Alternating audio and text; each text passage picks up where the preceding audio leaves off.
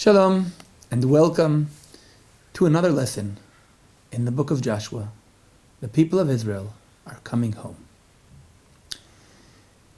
In the last two lessons we mentioned the fact that the book of Joshua is divided into two. The first half deals with the conquering of the land. The second half deals with the settling of the land. Today we are beginning the second half of the book, chapter 13. The book of Joshua, chapter 13, Perek Yud Gimel, settling of the land. And the pasuk begins with an important sentence. V'Yehoshua zaken ba bayamim, vayomer elav Adonai, ata zakanta, bata bayamim, v'haaretz nish'ara harbe me'od l'rishta. You, Joshua, are quite old, well on in years. And Hashem said to him, the land still remains to be possessed.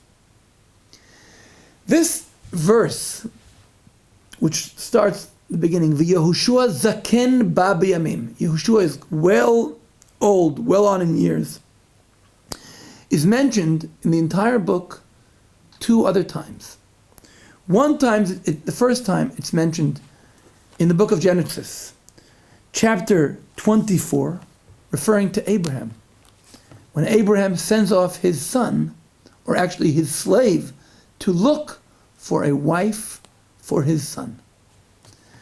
The second time it's mentioned is in the book of Kings. The book of Kings, chapter 1. King David. King David was old. V'hamelech David zaken ba bayamim, advanced in years. What is the story there? The story is who will take over. Because one of his sons, Adoniyahu, wants to be king. But King David has appointed for this job King Solomon, his son. So we have Abraham, Joshua, and David. Not by coincidence. Three major leaders of the people of Israel. But not only leaders. Three people who God has chosen upon them to begin a process. They led the process. They were coming up with a message. And now the time is, who will be sure that the mission that they have not yet concluded will continue? Abraham, as the first chosen person, who was promised that his children, his great-grandchildren, will be the chosen people to spread around the message. Joshua, who was chosen by God to bring the people of Israel home to their homeland, to the land of Israel. He began the process. He conquered the land. He overcame these great giants. He overcame 31 kings, where we saw Echad, Melech Echad, King one,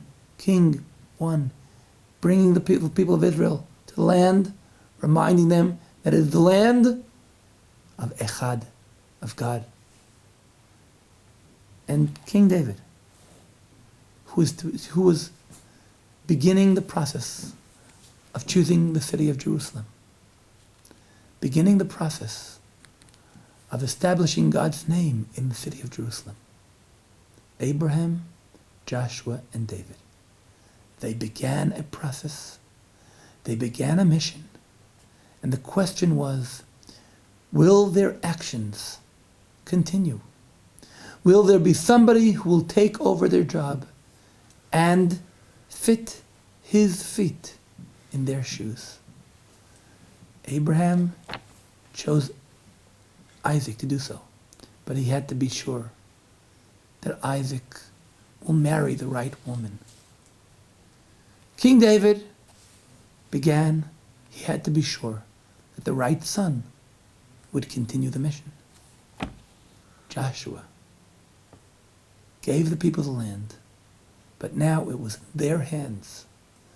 Whether they will strengthen their possession of the land, or will all of what Joshua did go down in vain? And here is where Yehoshua Zaken Baba Yamim. He's well old, but he understands there is still what to be done. And this is also a message for leaders. Nobody will live forever. Nobody has a chance of living forever. If you want your important mission to continue, look at the future and prepare the future, and get those continuing you in your feet, in your shoes. Get them ready. And this is what Joshua is teaching us. Joshua is beginning to prepare the future generations. And here we are, once again, going back to the description of what Moses did. Because Joshua is mentioning the fact that he himself is continuing the footsteps of his mentor, of Moses. The description in chapter 13, Perek Yud Gimel, deals with Moses, who settled the land he had captured. Moses had captured the land of the eastern side of the Jordan River. He had overcome two major kings, Sichon and Og. In these chapters, from chapter 13 and on, we're going to have to use quite often the map just to know and understand where we're talking about.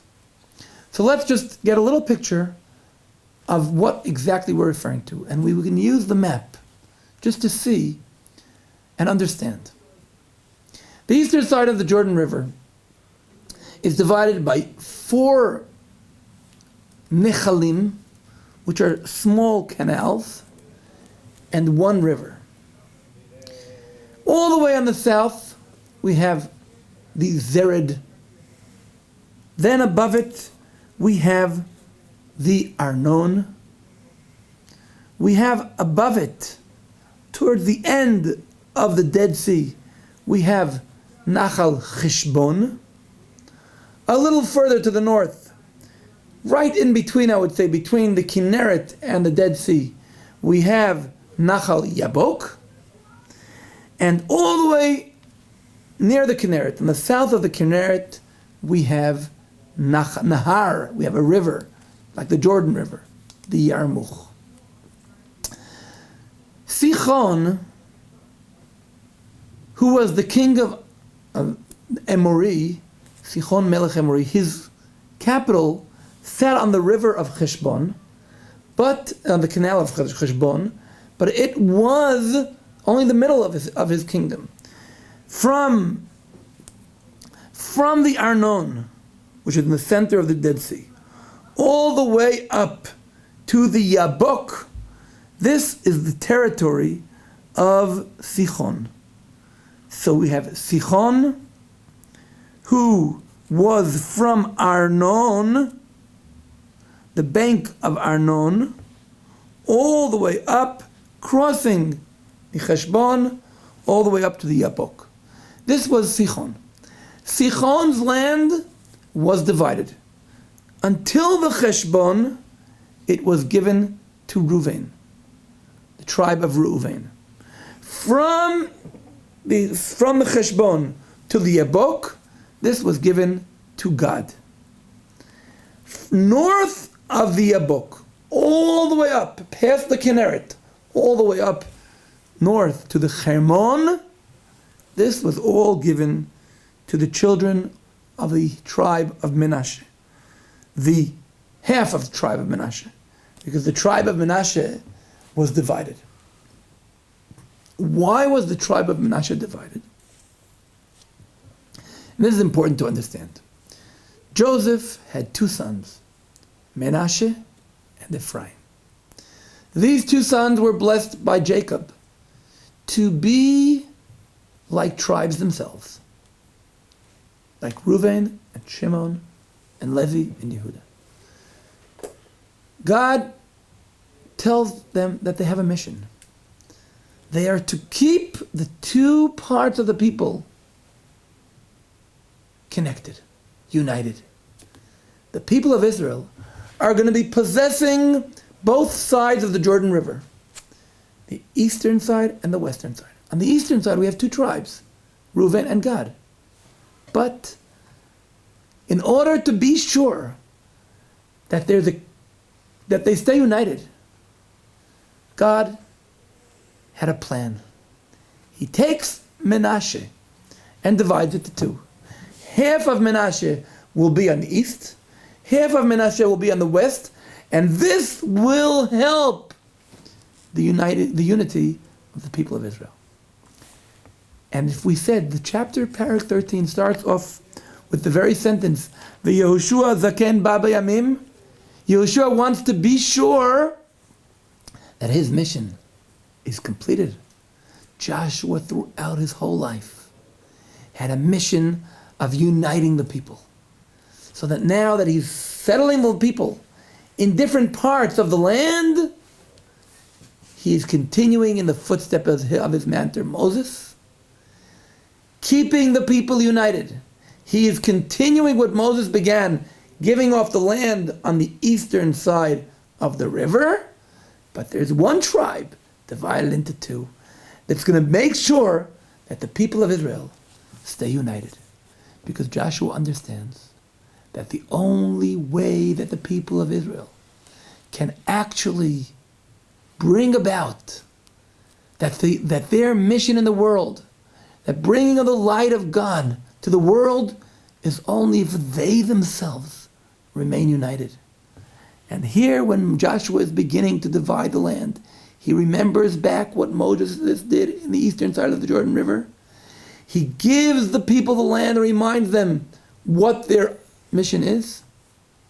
And he tells them, Joshua, that Reuven and Gad, as Moses had promised, will take the eastern side, where the land of Sichon, and in the land of Og, on the northern side of the Yapok, will be half of the tribe of Menashe. Making sure that the people of Israel stay united.